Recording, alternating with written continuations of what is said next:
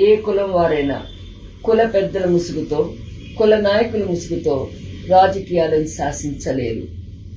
ఎవరి ఇష్టం వచ్చిన సిద్ధాంతాలు వ్యక్తిగతంగా వారికి ఉంటాయి. అన్ని పార్టీలని కమ్మ నాయకులు ఒక రోజున ప్రాతినిధ్యం వహించారు.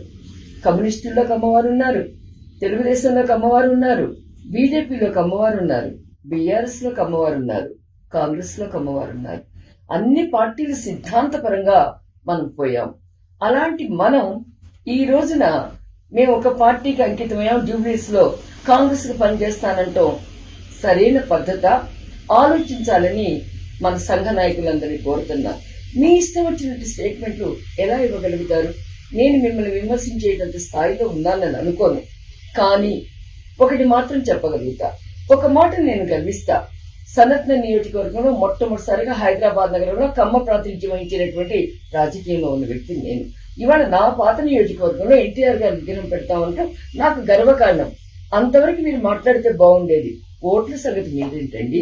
ఎవరిని వ్యక్తిగతంగా శాసించలేము.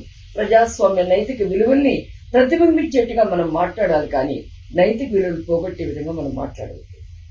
ఏ కులం వారైనా కుల పెద్దల ముసుగుతో, కుల నాయకుల ముసుగుతో రాజకీయాలను శాసించలేరు. ఎవరి ఇష్టం వచ్చిన సిద్ధాంతాలు వ్యక్తిగతంగా వారికి ఉంటాయి.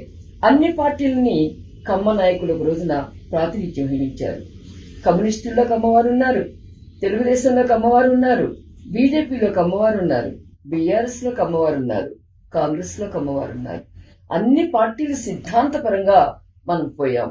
అలాంటి మనం ఈ రోజున మేము ఒక పార్టీకి అంకితమయ్యాం, జూబ్లీస్ లో కాంగ్రెస్ కు పనిచేస్తానంటాం సరైన పద్ధత? ఆలోచించాలని మన సంఘ నాయకులందరినీ కోరుతున్నా. మీ ఇష్టం వచ్చినట్టు స్టేట్మెంట్లు ఎలా ఇవ్వగలుగుతారు? నేను మిమ్మల్ని విమర్శించేటంత స్థాయిలో ఉన్నానని అనుకోను, కానీ ఒకటి మాత్రం చెప్పగలుగుతా. ఒక మాట నేను గర్విస్తా. సనత్న నియోజకవర్గంలో మొట్టమొదటిసారిగా హైదరాబాద్ నగరంలో కమ్మ ప్రాతినిధ్యం వహించినటువంటి రాజకీయంలో ఉన్న వ్యక్తి నేను.